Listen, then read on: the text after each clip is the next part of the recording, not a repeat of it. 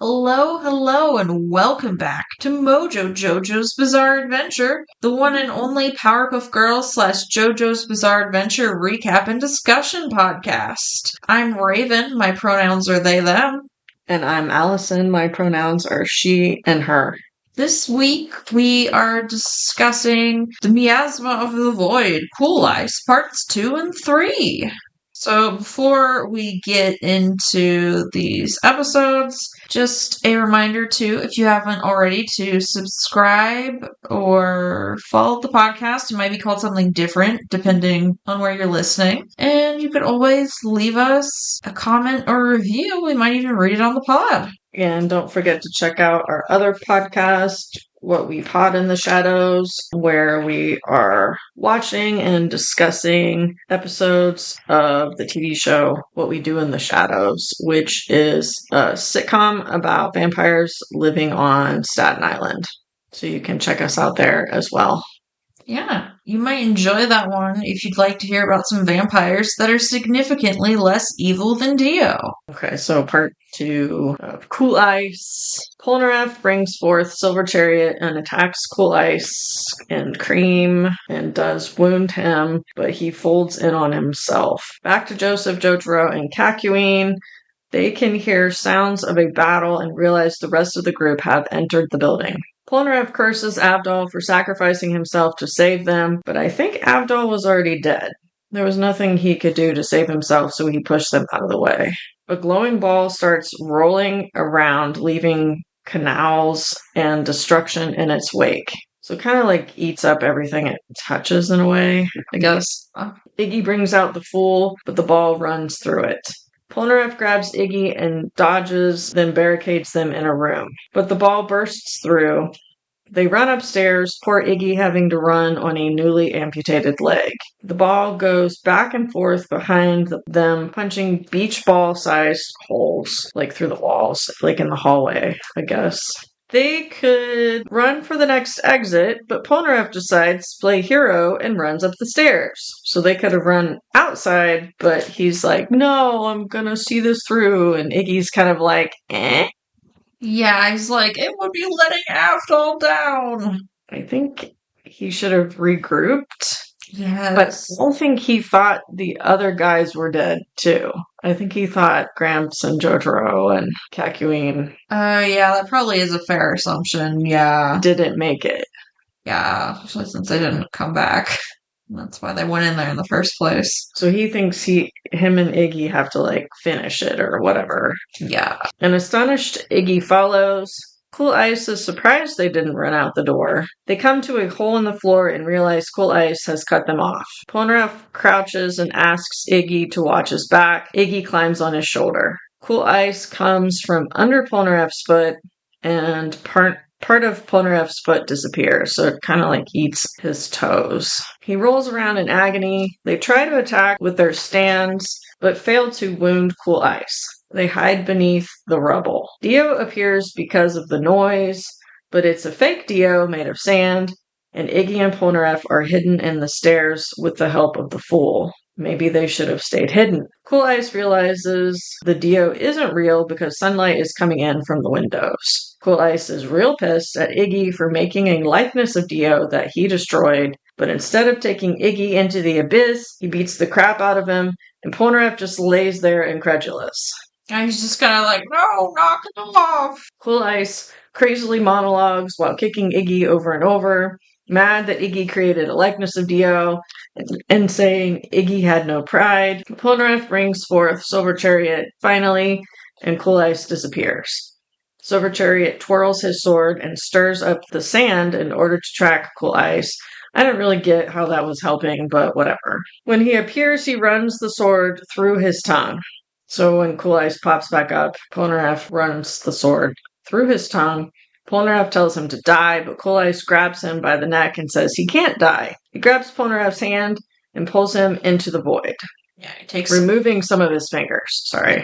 Pulls it into the void, removing some of his fingers. So just the hand, not the entirety of Polnareff. He withdraws the sword, then runs it through his hand. Cool Ice grabs Silver Chariot's arm and tries to break it, so Silver Chariot pushes him away and Cool Ice disappears, but is able to take a large chunk out of Polnareff's thigh. The glowing sphere that is Cool Ice reappears, and Silver Chariot tries to attack, only to lose the end of the sword. The sphere dives randomly, leaving holes all over the room. Silver Chariot brings the unconscious Iggy to Polnareff, and the sphere starts going around the room, leaving ditches of destruction. It circles in closer and closer to Polnareff. Polnareff can't move much.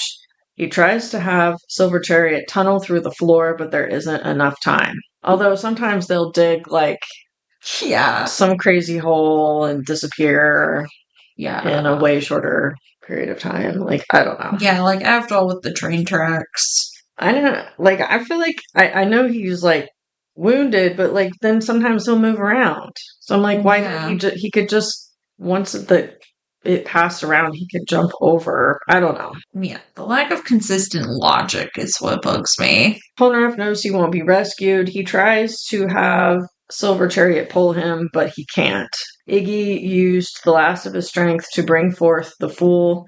Polnareff tells him to stop. The sphere bears down on Polnareff. He tells Iggy goodbye, and as the sphere takes him over, it looks as though only his earring is left behind. I don't know. Some of that stuff was kind of hard to describe. Yeah, that's fair. It was kind of or what the sphere was doing, or I don't know. The action is hard to describe. Yeah. I don't really understand this guy. Again, we don't learn a whole lot. I get he's got, I don't understand why they worship Dio. I don't know that that's ever going to make sense to me. No. As far as we know, none of these fellas have that flesh bud implanted in their brain either, so they kind of just dropped that hole. Yeah. It was there at the beginning and it's just not really been brought up again. And then it's he's inside the thing. Yeah, he's in its mouth. But then anything that goes in there disappear. I don't know. It's weird. Yeah. I mean, it disappears, but for all we know, it could go to a whole nother dimension or something. And then he said, I can't die, but I thought he didn't realize he was a vampire. He didn't know. So I'm confused. I think he's more I can't die before I, beat the shit out of you. Press Dio further or whatever the fuck. Because again, they're just so up Dio's ass. Or, most of his minions are just really up his ass, or they're scared of him, or they think he's going to give them so much money. The man doesn't even have a shirt, so I'm not sure how he has millions of dollars. Yeah. I don't really enjoy watching Iggy being stomped to death. Fuck no, that was awful. Some of the fights, it'll be two equally sized men fighting each other, but I mean, this is a small dog. Yeah. It's not even say a Saint Bernard or something. It's small. Yeah. And to just in his reasoning, oh, you made me destroy Dio's even gonna know. Yeah. Yeah, I feel it was probably, I know we've seen a lot of bad things happen to dogs in this series. I feel that was up there. Yeah. And maybe up there with Dio burning Jonathan's dog to death. I know we didn't see that on screen, but Jesus Christ. I'm just every time an animal pops up in this, I cringe. Yeah. Especially if it's a dog. We're gonna start talking about part 3 of this, which is the final part of the Cool Ice arc. Joseph and Co. find the wreckage of the rooms where Polnareff and Iggy face down Cool Ice in his stand. Gramps wonders what could leave behind a perfectly circular hole and orders Jotaro to knock the door down. We cut back to where the last episode left off, with Polnareff bidding Iggy au revoir and his earring falling as he is seemingly consumed by Cream. Cream's spherical form leaves behind this spiral trail as it circles the room once more. Cool Ice steps out of Cream's portal panting and bleeding. Ice blames Avdol for Polnareff injuring him because Avdol is the one that saved Polnareff's hide. Suddenly, blood droplets trickle down from the ceiling, and Ice looks up and sees Polnareff hanging from the ceiling, being held up there by the fool. Polnareff curses Iggy for saving him with his stand, and the narrator explains that a stand is the extension of a soul, and it moved to save Polnareff almost of its own volition. The stand lowers Polnareff to the floor and begins to fade, and Polnareff realizes that Iggy, too, died to save his life. Paul cries out Iggy's name, but not before Ice lunges forward. Polnareff is too quick for Cool Ice and wards him off with his stand's blade. Ice falls to the ground, seemingly defeated after, I think it looked like Polnareff snapped his neck or something. Polnareff warns Iggy and says he'd only just begun to understand what the little dog meant to him. He apologizes for mistaking Iggy's self-respect for indifference when he had merely been dragged into their human schemes. And then in the background, Cool Ice rises back up, and Polnareff realizes that Dio must have made him a vampire. Silver Chariot uses his rapier to cut open some curtains, and when Cool Ice lunges forward to attack, his arm is burnt away to ash. Polnareff deduces that Dio transformed Cool Ice without telling him, and is you're just like Dio now. Cool Ice is shut the hell up, I'm still going to defeat you, and steps forward and loses his leg to the sun. Polnareff says, go to hell, asshole, and has his stand sneak up behind Cool Ice and push the rest of him into the sunshine. He turns to ash, and the smoke seems to move up into the sky and form a golden cloud shaped like Avdol with Iggy on his back. Polnareff is in shock and awe and can only call out their names, unsure he's really seeing them. Then he's the sun can wait, I'm going after Dio. Back in Japan, Susie Q demands that her driver stop for some roadside chow. She eagerly leaps out and leaves her pet turtle with Rosas. This dude who's a guard of some kind confronts Rosas about not telling Susie about Holly's condition and basically says he'll tell Susie if Rosas doesn't. Rosas agrees, then Susie sneaks up on him with a bowl of noodles and is with me. Rosas objects, but all of a sudden Susie has pulled out her video camera and is taking footage of trash and vending machines. She thinks they're for drinks. Apparently they're not, says Rosas.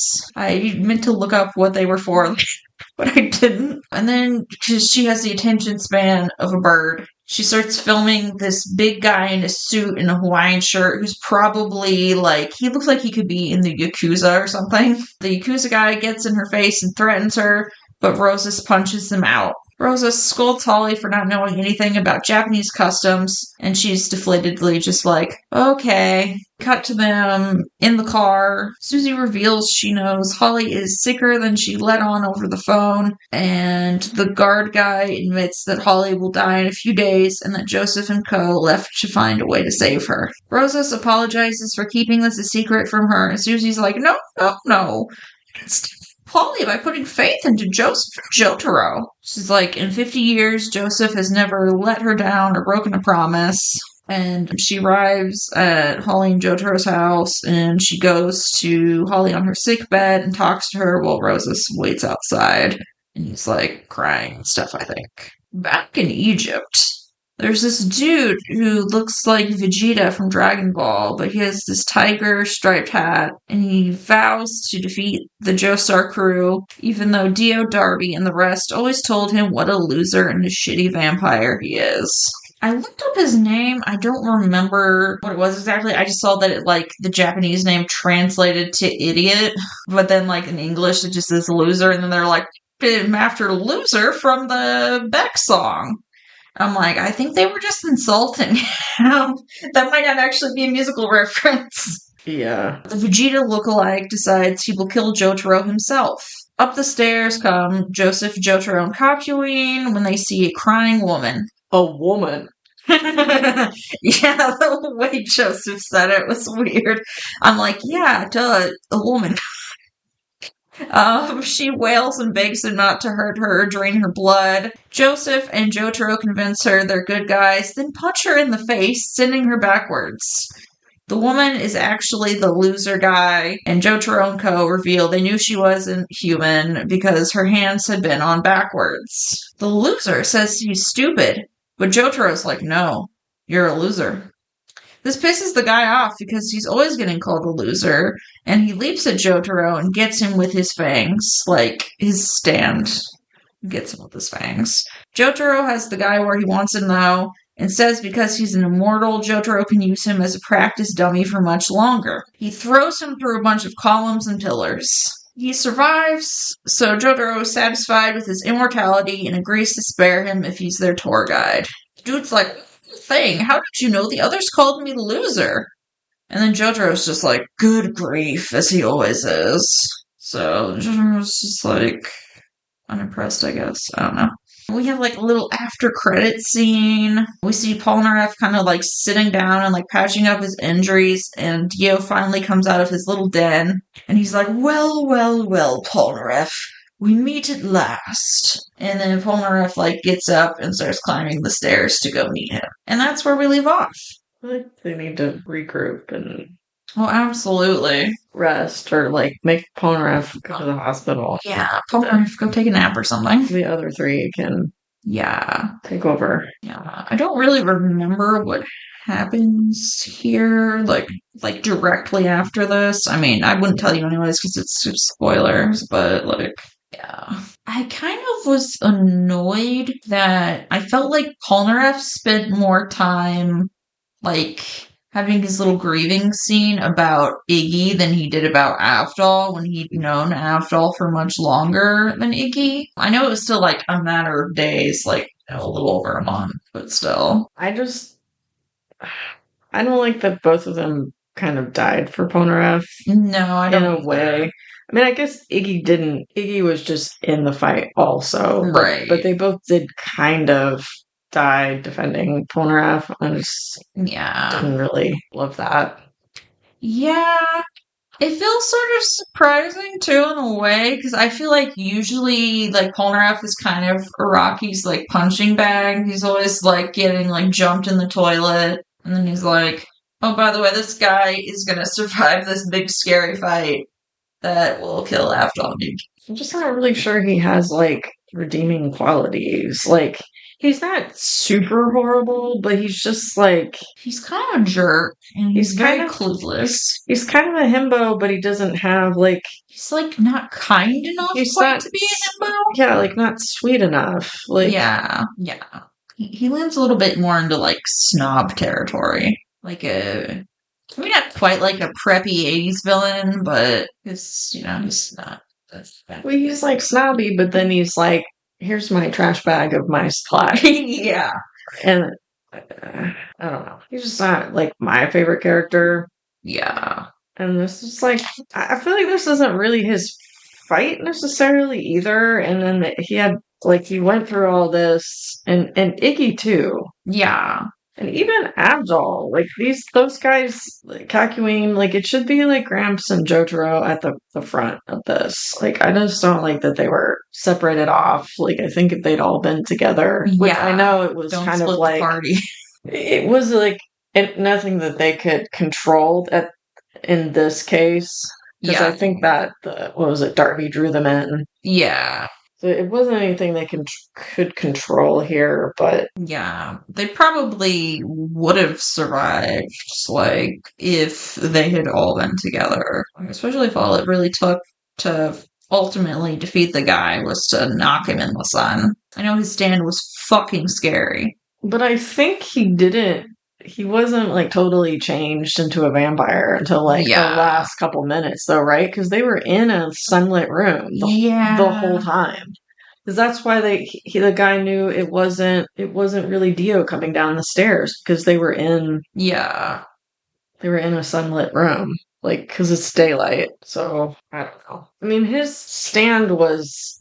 crazy. Like, yes, maybe if they were all in there and it was going around ricocheting everywhere, that some of the other dudes would have, lost limbs and or died as well. But I mean, I don't like Avdol too. He pushed them out of the way because he couldn't stop it coming to get him. So he was like trying, like, so that all three of them didn't get taken out at once. I think he knew he was dead. So, I mean, again, it's not like he didn't really sacrifice himself for Polnareff, but he did save Polnareff. Yeah. Also, it just really sucks we never really got to see much of Avdol's backstory. I think the one flashback we got was like when he met Dio the one time. Yeah. And that was really it. I wanted to know more about him. Well, and like Kakyoin too, like we don't really get a whole lot. They just, I don't know. Some of the people are just sort of there, and then they call them forth when like, oh, we need someone to give us information about this, or we need a funny side story about the horrors of a bathroom or something. And I'm like, okay. Yeah. We need to have him embarrassingly stuck to Grandpa. Like a magnet. I guess we didn't really discuss the Susie part. I don't know, she's just kind of infuriating. Like, I kind of wish they wouldn't make her quite so ditzy. Yeah. And then it's like, I don't know if she just didn't want to hear, like, I think she knew it was bad, but then it's like she just kept putting it off, them telling her. Right. And like they should have told her earlier. Yes. She could have been with Holly the whole time. Absolutely. Could have at least been there to like keep her company and stuff. Like, I don't know how well she knows those Speedwagon dudes. So like she knows she's like sick and stuff, Holly, but like if she doesn't really know those Speedwagon dudes are taking care of her, it might be weird and awkward. Yeah, because every time they show her, it's like she's naked. Yeah. Holly, I mean. It's like she's naked with those vines all around her, which kind of remind me of like Gramps' vines. Yeah, I was literally just thinking that too. I was like, it's kind of like Karma Purple. So I kind of wish, because I don't think we really get to know, like, I know they're like, the stand is killing her, but I don't think we even get to like learn what type of stand she really had, like abilities wise or anything. Just like see that visual of her like wrapped up in the thorny vines. I mean, I guess I can see, like, because some of these are just, like, the stands vary so much. I guess I could see that there could be some that it might be hard for the stand user to control, or, like, that maybe that the stand controls the person. Yeah. Or is so powerful that the person can control it or something. I guess I kind of get that, but I wish they'd shown more examples. Yes. I think it's besides just hers. Yeah, I find it sort of insulting that like she's a grown woman, she can't handle it, but then we get like that 6-month-old creepy baby and he's like an expert at that thing. And then the two brothers, the younger brother, he had a stand. So yeah, I'm like, if like a 10-year-old and a 6-month-old can handle having a stand, why can't this like lady who's probably like 45?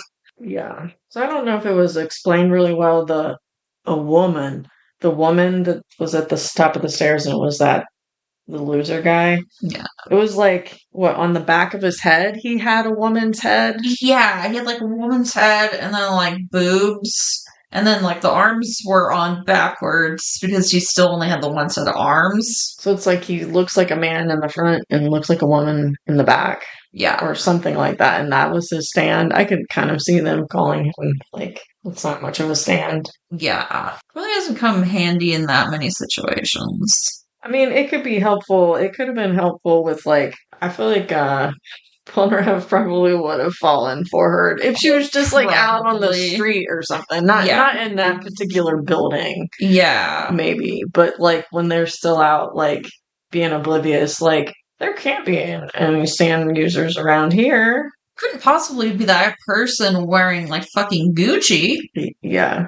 Like I could see it kind of being useful a little bit, but it's not like any type of power like some of these other stands. Yeah, it's not even like I didn't seem like it was shape-shifty like Mondada had.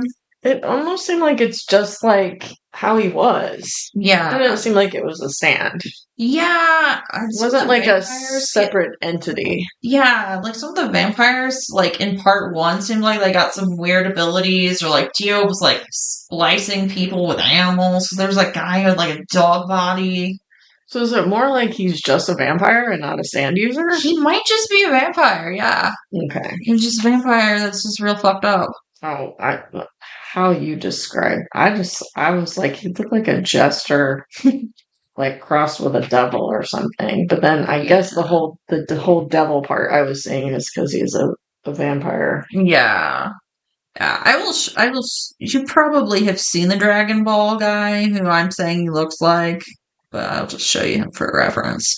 I'm like, it's like he has the same fucking hair and like about the same type of armor. Where's a good picture of Vegeta? It's the first picture that comes up anyways. I guess. He just had, the vampire guy just has like more of a wild look in his eye. Yeah. That was just kind of like a little throwaway scene in my opinion. Yeah. They're like, we gotta put something funny in here or something. Yeah. It didn't really need to, like, that could be taken out and very little would be lost. Yeah. Yeah. The Rosas punching that big man. Well, like, because Rosas looks like he's like a senior citizen. Yeah. That was like pretty surprising. That was kind of like funny. he like launched that guy in the air. Oh yeah, did you blast it off like fucking Team Rocket? Oh, I don't know. I'm not sure. I mean, hopefully they're gonna catch up with Polnareff because I don't think he should be trying to go up against Dio by himself. I don't think he really has. He doesn't really know enough about him. That's like he shouldn't be the one facing him. Yeah. Plus, I still don't know what the fuck his stand does. We got like maybe sort of a glimpse of it with Horse, but even then, that doesn't really like tell you much about it. So they need to catch up. Not that I love Polnareff, but they need to catch up with him before like that gets too far. The rest of the group. Yeah. And then they're just, killed a couple of guys there. I don't know. I feel like Gramps almost needs to go down, but I don't know. Yeah, I feel like I can't really like speculate with you on this because I don't remember who dies. Yeah.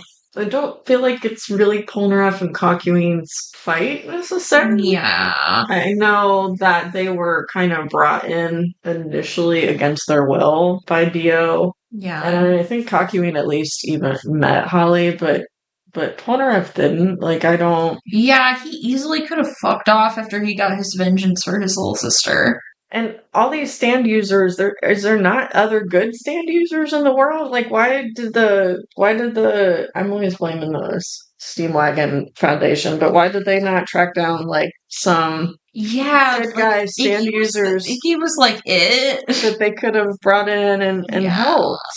Like, there's no reinforcement. I don't know why there aren't like stand users within the Speedwagon Foundation either. It's like they seem like they know about stands, they just don't have them themselves. And obviously they can't see them because that's how stands work. Except for that fucking boat that the orangutan had. So I mean, I'm not sure how they're defeating Dio, like, because he's got a couple different things happening with him. The vampirism and his stand. Yeah. So I mean, that's kind of why I'm like, it's not fair for Polnareff to just approach him alone because like Gramps can still use like the Haman that might be needed. I mean, obviously they can push him into the sun or whatever, but didn't Dio say he needed like one more victim to complete the transformation or whatever for himself? I believe he did, yes. And he acted like, I couldn't think of his name for a second. Cool Ice was like, no, you're my most loyal servant. It needs to be someone else. I don't remember if that is resolved or not, or if he's just like, what is this fucking ruckus? I'm gonna get you guys. I hope this is the end of Dio, because he's been repellent from the start. And I know that some people love Dio. Yeah, some people are so into Dio. So, understand. I don't know if that's going to lose us some listeners, but I enjoy villainous characters sometimes. I don't really like him. He's not really like a Starscream where I'm like, he entertains me at least. Well, there needs to be like something where you kind of like, oh, like he's up against this type of like tyranny or whatever, and maybe he's kind of just taking it a little bit too far. Yeah, he's not in any way a sympathetic villain. Maybe briefly towards the beginning, because his dad was a shit. I was kind of rooting for him, and then he gets out of that carriage and he's immediately a little bitch. So Yeah, like there was never a time when I was like, oh, yeah. he was manipulative from the start. Yeah, and And he was only like 13 too, doing all that. I mean, I guess it was like a product of his environment, maybe, but sometimes people are just like that's how they are. Yeah. Or, like sociopaths or narcissists or whatever. Like it's People are just dicks too. yeah, they're gonna move into a whole other phase where there's no Haman and no Dio. Better not be like Dio in space. I might have to leave the podcast. Dio in the future. I can't handle it. Future Dio up against the Federation. He'd be more insufferable than Q and not as entertaining. Q like He's enjoys Picard though and stuff, Yeah. whereas like Dio Q just does all that because he clearly just has like a crush on Picard and he just doesn't know how to handle it like a normal adult. But Dio's just like, fuck this whole family. yeah. He could just move on and like live his life. Yeah. Although I think this whole stand thing is kind of technically out of his control. I don't know that it's not something that Dio, like, I don't understand the whole stand thing, I guess, how any of them got it. Yeah. I don't think we ever like really learned the origin of stands in general. But it's just like because is it because Dio has one, they have one? It's And he's like it activated it because he's attached to Jonathan's body, but then that happened like. But then did Jonathan have a stand? Because that's the only way that makes sense. Because it's like hereditary, but then there's people outside of the family that have stands too. So I just don't. But like the whole stand. I think Dio got a stand fairly recently though. And that's why it activated for Gramps and stuff too, but like Avdol and Polnareff had stands since they were youngins. Yeah, like I just don't get the whole stand thing, but I don't think it wasn't something that Dio could control that it gave Holly a stand. Yeah, I don't think so. I mean, for once, it's not like something he did on purpose. Yeah, not directly, yeah. So if they kill Dio, it's going to kill the stand. So those two won't have stands anymore, Gramps and Jotaro. They would lose their stands in Holly, right? Or they should. We'll see. Well, they should. By the logic, yes. Because Jotaro, yeah, they just got theirs recently too, right? When he got his. Yeah, because when they turned him back into like a 10-year-old with that creepy Alessi guy, he just punched the shit out of him normally. The old-fashioned way. I think they need to go to New York and they need to go get the ghost busting equipment and they need to use that to remove the stands from the bodies. The proton packs out and they need to exorcise the demons. Now I'm so curious, like, what sort of, like, stand would the Ghostbusters have? Stands? I have no earthly idea, other than it helps them fight ghosts. Removed. They need an old priest and a young priest.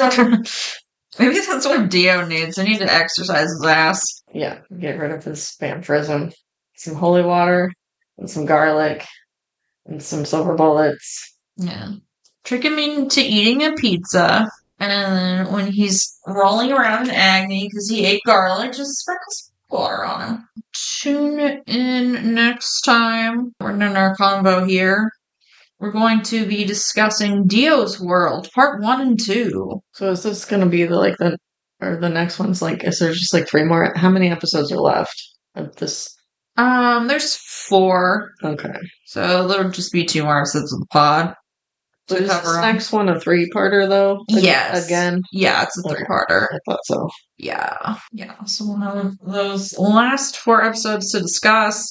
And then we'll be moving on to season 4 of the Powerpuff Girls. Those are all like half-hour episodes, so we'll just be like taking turns discussing the episodes a little closer to the format of our other podcast. Like where we'll just be doing one at a time, right? Yeah, yes. Per episode. Yeah, because then we'd only have like 6 or 7 episodes, and that just wouldn't be as fun. Especially after how long we spent on part 3 here.